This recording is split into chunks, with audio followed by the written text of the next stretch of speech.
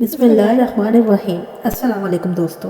600 پر والا ایک ہبت ناک فرشتہ 1.25 لاکھ پیغمبروں تک پیغام پہنچا کر تمام نبیوں کا معلم اور مددگار بننے والا فرشتہ جبرائیل کی تاریخ کیا ہے؟ جبرائیل معراج کی رات سدرۃ المنتہا تک جا کر کیوں رک گئے تھے؟ ہم اس ویڈیو میں فرشتہ جبرائیل کے ان حقائق کو پیش کریں گے جو آپ نے اس سے پہلے کبھی نہیں سنی ہوگی۔ بحیثیت مسلمان فرشتوں پر ایمان رکھنا ہمارے ایمان کا حصہ ہے۔ ہر مسلمان اقرار کرتا ہے کہ وہ ایمان لایا ہے اللہ پہ، اس کے فرشتوں پہ اور اس کی کتابوں پہ اور اس کے رسولوں پہ اور قیامت کے دن اور مرنے کے بعد پھر زندہ ہونے پہ۔ اسلام میں فرشتے آسمانوں پر رہنے والی برگزیدہ اور بابرکت ایسے مخلوق ہیں جو خطا سے پاک اور معصوم ہیں۔ ان کی پیدائش انسانوں سے پہلے ہوئی ہے۔ اللہ نے ان کی تخلیق نور سے کی ہے۔ وہ اللہ کی حمد و ثنا بیان کرتے ہیں اور اس کی طرف سے آئندہ مختلف ذمہ داریوں پر معمول ہے۔ اللہ تعالیٰ کا پیغام انسانوں تک پہنچانا انہی فرشتوں کے ذمہ ہے۔ ان تمام فرشتوں میں 4 مشہور فرشتے ہیں جن کے نام حضرت جبرائیل، میکائیل، اسرافیل اور عزرائیل علیہ السلام ہیں۔ ان تمام فرشتوں میں حضرت جبرائیل علیہ السلام تمام فرشتوں کے سردار اور سب سے برتر ہے۔ روایتوں کے مطابق فرشتوں کے 12 قبائل ہیں اور قبیلے میں فرشتوں کی تعداد زمین کے ذرات کے برابر ہے۔ عرش الہی کے 6 لاکھ پردے ہیں جن کے ارد گرد فرشتے ہمیشہ گھومتے رہتے ہیں۔ ہر پردے کے گرد اس قدر فرشتے ہیں جتنے دریا میں قطرے، لہٰذا ان کی صحیح تعداد کا علم صرف اللہ کو ہے۔ جبرائیل علیہ السلام کو اللہ کے دربار میں سب سے زیادہ قرب حاصل ہے۔ جبرائیل کے معنی عبداللہ یعنی اللہ کا بندہ ہے، میکائیل کے معنی عبید اللہ اور اسرافیل کے معنی عبد الرحمن ہے۔ دراصل ہر وہ لفظ جو ایل کے ساتھ منسلک ہو وہ اللہ کی عبادت کرنے والا ہے۔ قرآن پاک میں 3 مقامات پر جبرائیل علیہ السلام کا نام آیا ہے۔ بعض جگہ انہیں روح القدس اور روح الامین بھی کہا جاتا ہے۔ جب جبرائیل علیہ السلام عالم وجود میں آئے تو فوراً سجدے میں گر پڑے اور یہ سجدہ تقریباً 30,000 سالوں کی مدت میں ختم ہوا۔ جب جبرائیل نے سجدے سے سر اٹھایا تو اللہ تعالیٰ کا ارشاد ہوا، ہم نے تمہیں نور خاص سے پیدا کیا اور تمام خواہشات، نفسیات، جسمانی بیماری، تلاشی مواد سے بری رکھا۔ تمہیں کوئی بہکانے والا اور راہ راست سے بھٹکانے والا نہیں ہوگا۔ جبرائیل علیہ السلام کی پاکی کا انتظام کچھ اس طرح کیا گیا کہ جنت میں ایک نہر تعمیر ہوئی جس میں جبرائیل علیہ السلام داخل ہو کر غوطہ لگاتے ہیں اور باہر آ کے اپنے پروں کو جھاڑتے ہیں۔ غوطہ لگانے کے بعد جتنے قطرے ان کے پروں سے گرتے ہیں اللہ ہر قطروں سے ایک فرشتہ پیدا فرماتا ہے۔ حالانکہ جبرائیل علیہ السلام کے 600 پر ہے، اگر ایک پر پھیلا دے تو آسمان کے کنارے چھپ جائے۔ جب اللہ نے حضرت آدم علیہ السلام کو پیدا کرنا چاہا تو حضرت جبرائیل علیہ السلام کو حکم دیا تھا کہ زمین پر جاؤ اور مٹی لے کر آؤ تاکہ اس سے آدم کو تیار کیا جائے۔ لہٰذا جب حضرت آدم علیہ السلام کی تخلیق ہوئی تو اللہ نے فرشتوں کو ان کے آگے سجدہ کرنے کا حکم دیا۔ اس وقت سب سے پہلے سجدہ کرنے والے حضرت جبرائیل علیہ السلام تھے۔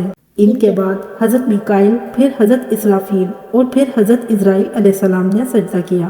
لہٰذا سب سے پہلے سجدہ کرنے کی وجہ سے بھی حضرت جبرائیل علیہ السلام کو اعلیٰ مقام حاصل ہوا۔ حضرت جبرائیل کو پیغمبروں پر وحی نازل کرنے اور آزمائش میں ان کی مدد کرنے کے کام پر مامور فرمایا گیا تھا۔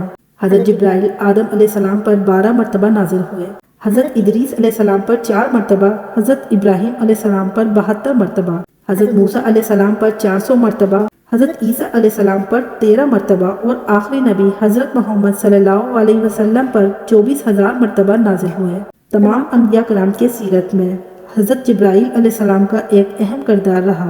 جب نوح علیہ السلام نے عظیم طوفان سے پہلے کشتی بنانے کا ارادہ کیا تو وہ حضرت جبرائیل تھے جنہوں نے آپ کو کشتی بنانا سکھایا۔ جب ابراہیم علیہ السلام کو نمرود نے آگ میں ڈالا تو اس وقت حضرت جبرائیل علیہ السلام نے آگ کو گلزار بنا دیا۔ جب یوسف علیہ السلام کو ان کے بھائیوں نے کنویں میں پھینک دیا تو حضرت جبرائیل تیز رفتار سے کنویں کے اندر گئے اور حضرت یوسف کو اپنے پروں میں تھام لیا، نے اس کنویں میں انہیں حوصلہ دیا۔ جب جبرائیل علیہ السلام لوط علیہ السلام کے یہاں مہمان بن کر ٹھہرے اور قوم لوط نے ان کے گھر کا گھراؤ کر لیا تو جبرائیل نے ان لوگوں کے منہ پر اپنا پر یوں مارا کہ وہ سارے لوگ اندھے ہو گئے۔ اس کے بعد قوم لوط کے علاقے کو اپنے پروں پر اٹھا لیا جو 5 شہر پر محیط تھا اور انہیں زمین پر پٹخ دیا۔ جب زکریا علیہ السلام نے اللہ سے اولاد کی دعا مانگی تو جبرائیل علیہ السلام ایک خوبصورت جوان کی شکل میں ان کے پاس آئے اور انہیں ایک نیک اور صالح اولاد کی خوشنودی دی۔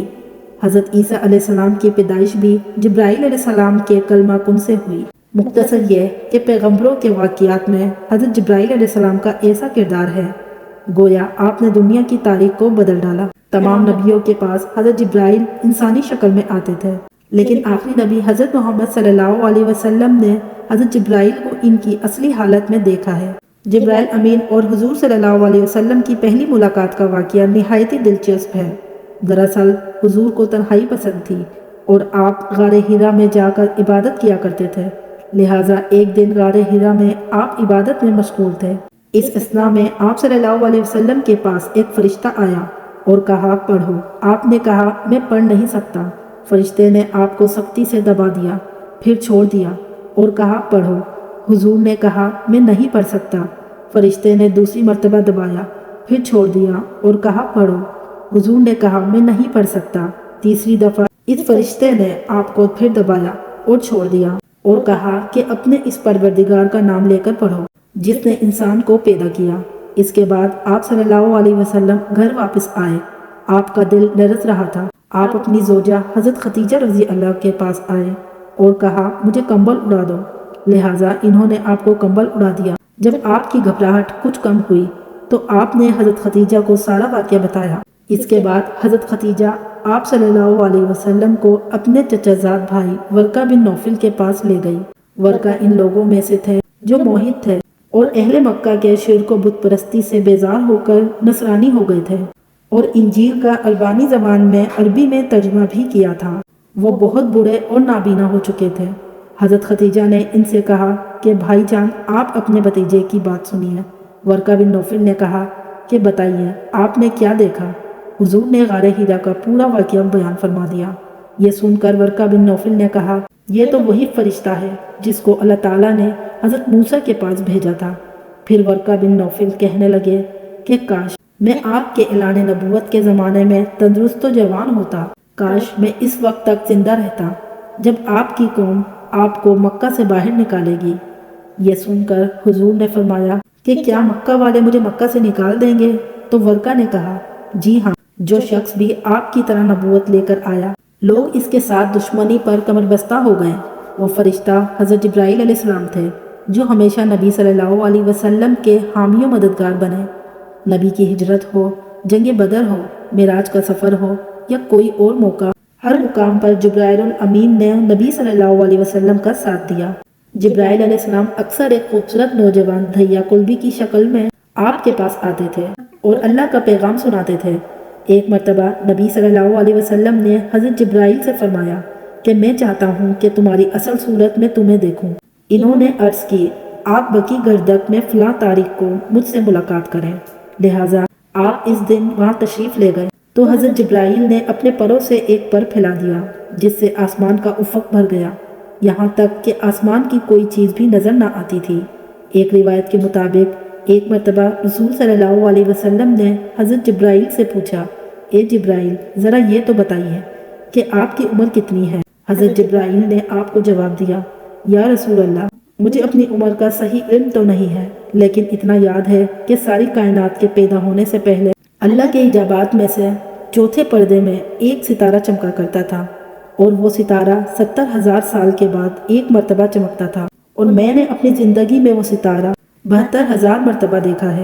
اس پر حضور صلی اللہ علیہ وسلم نے جبرائیل سے کہا اے جبرائیل مجھے اپنے رب کی عزت کی قسم وہ ستارہ میں ہی ہوں۔ اس روایت کو علی بن برہان حلبی نے اپنی کتاب سیرت حلبیہ میں نقل کیا ہے، لیکن اس کی کوئی سند نہیں ملتی، لہٰذا اکثر علماء اس روایت کو موضوع قرار دیتے ہیں۔ اللہ نے جبرائیل الامین کو بے مثال خصوصیات اور بے انتہا طاقت و قوت سے نوازا ہے، لیکن اس کے بھی کچھ حدود ہیں، لہٰذا معراج کی رات جب نبی صلی اللہ علیہ وسلم سدرۃ المنتہا پر پہنچے تو حضرت جبرائیل وہیں رک گئے اور عرض کی کہ یا رسول اللہ میں یہاں سے آگے نہیں جا سکتا، اگر میں ایک انگلی کے برابر بھی آگے بڑھوں تو جل کر خستر ہو جاؤں گا۔ انجیل و تورات میں حضرت جبرائیل کو گبرائیل کے نام سے ذکر کیا گیا ہے۔ کتاب دانیال اور لکہ میں حضرت جبرائیل کے متعلق تفصیلی ذکر موجود ہے۔ مشہور فلسفی ابن سینا نے حضرت جبرائیل کی ذات کے متعلق اپنی تحریر میں ایک لمبی بحث کی ہے اور یہ ثابت کرنے کی کوشش کی ہے کہ حضرت جبرائیل دیگر فرشتوں کی طرح نہیں بلکہ انہیں روح کے ساتھ عقل بھی عطا کی گئی ہے جس کی کیفیت ماروہ ہے۔ جبرائیل الامین کے اندر وہ صلاحیتیں ہیں جو ایک عام فرشتے کے اندر موجود نہیں ہوتی۔